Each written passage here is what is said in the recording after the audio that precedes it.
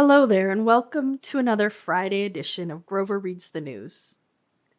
May the birds traveling through on their return north for the warm season bring with them, to you, a moment of possibility, a reminder of cycles, the rite of return, how migration is beautiful, even as it's difficult.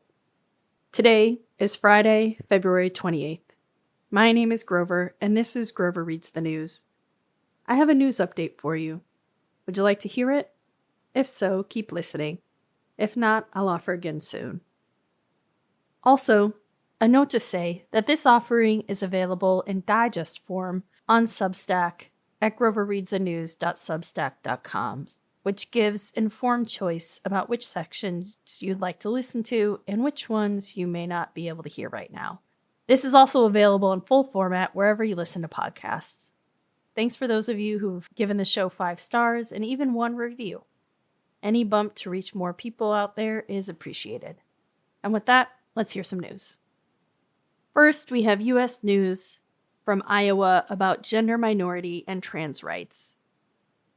Hundreds of protesters flooded the capital of Iowa yesterday to try and stop the legislature from removing gender identity protections from the state's civil rights code, which is intended to protect people from being denied access to what we need to live, like housing, jobs, public space, or medical care.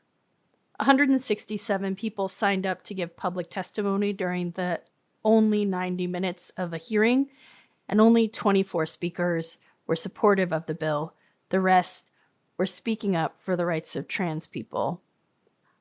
Iowa State Representative Amy Wickendall was the last Democrat to speak out Thursday against the bill removing these protections,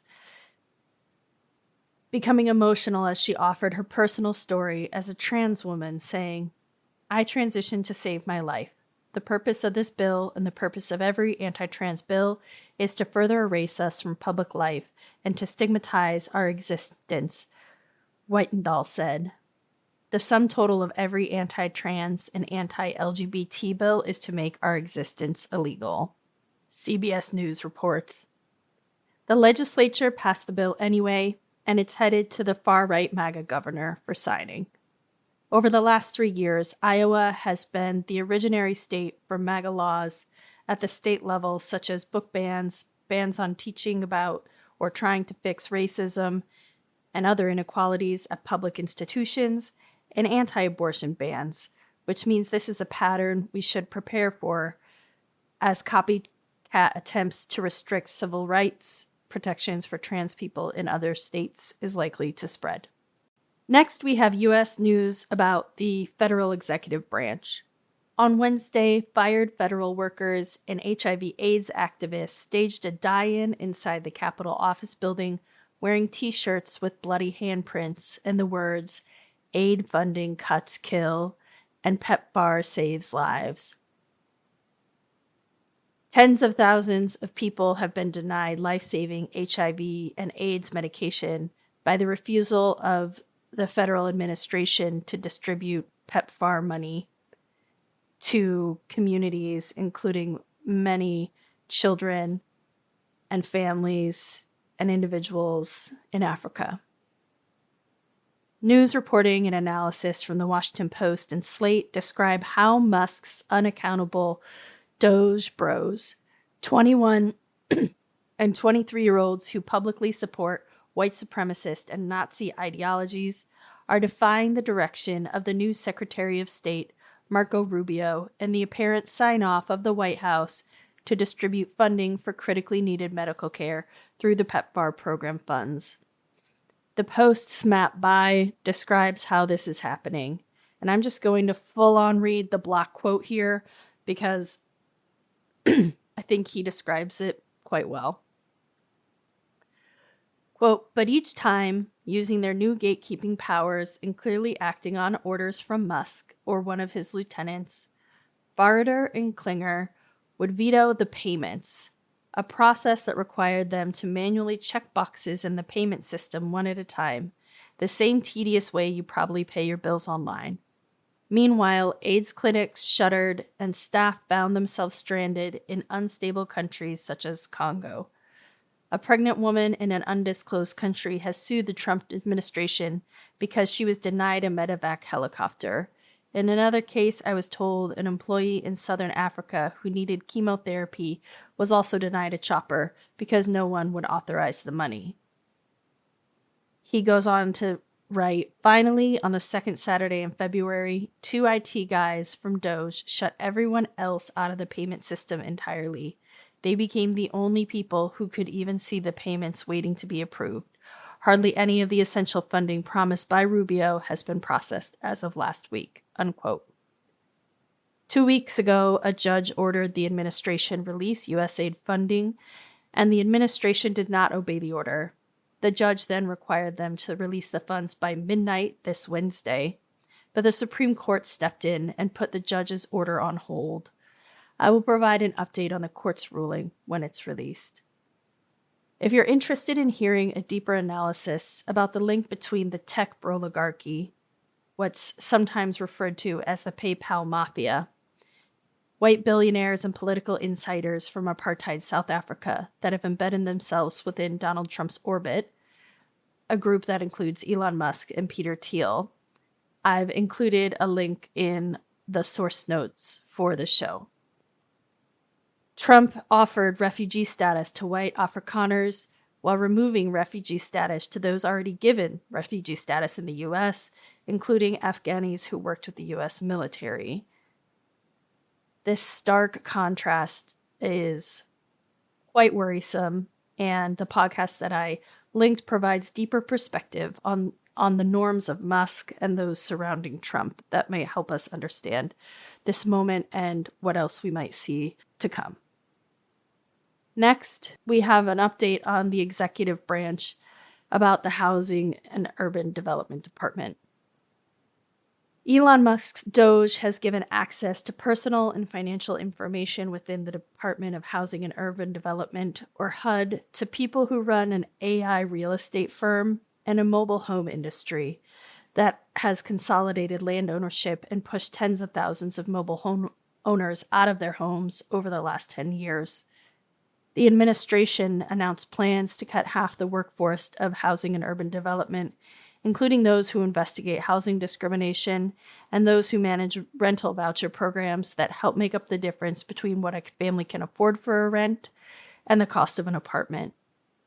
This news was announced at the same time that I read about the deaths of Darnell Curry and Amila Curry, 2 children who froze to death in a Detroit parking garage last week when the van they were sleeping in stopped running and pushing warm air through the car. Their mom had reached out to the city's housing navigation team for help, but did not receive it. I've thought about these children every day since I've heard. These cuts will push more people into homelessness and worsen the housing crisis, putting more kids like Darnell and Amila at risk. There are many ways to take actions to keep families housed and support unhoused kids. Local and regional support through mutual aid or homeless service programs are available wherever you live and provide life-saving care to people. I'm putting the link also to 5 calls in the source links at the bottom of this email if you'd like to call your representative about this or any other topic we've covered today. Next, we have international news about infectious diseases. An unknown infectious disease has killed 60 people in the Congo, and almost 1,000 people are known to be infected. Symptoms include typical flu symptoms as well as bleeding in many cases.